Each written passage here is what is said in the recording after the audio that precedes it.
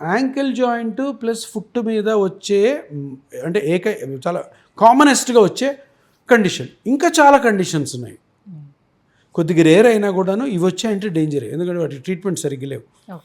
ఇప్పుడు లిగమెంట్స్ అని చెప్పాను, యాంటీరిటాలోఫిబ్రల్ లిగమెంటు, డెల్టాయిడ్ లిగమెంట్స్, కొన్ని చాలా టెండాన్స్ ఉంటాయి. ఆ టెండాన్స్లో చిన్న చిన్న రప్చర్స్ అవుతుంటాయి. ఇవి కూడా దెబ్బ తగిలితే అవ్వచ్చు మనం చేసే పనుల వల్ల.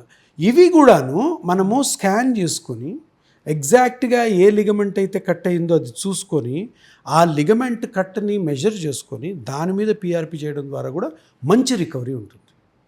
సో ఇది చాలామంది తెలియదు. సో అన్నింటినీ ఏంటంటే అది యాంకిల్ పెయిన్ అని చెప్పేసి దానికి బ్రేస్ కట్టడము, ట్యాబ్లెట్స్ పెట్టడము, ఆయింట్మెంట్లు, ఎక్సర్సైజులు. ఫస్ట్ మనం చేయాల్సింది ఏంటి, యాంకిల్ జాయింట్లో లేదంటే యాంకిల్ చుట్టుపక్కల ఫుట్ మీద ఏదో నొప్పి వస్తుంది, ఆ నొప్పికి గల కారణం కనుక్కొని ఆ స్ట్రక్చర్ని కనుక్కొని ఆ స్ట్రక్చర్ ఇన్ కేస్ క్రాక్ కానీ చిన్న డీజనరేషన్ కానీ ఏమైనా ఇంజురీ కానీ అయితే దాన్ని పిఆర్పి తోటి చక్కగా రికవరీ చేసే అవకాశం ఉంది.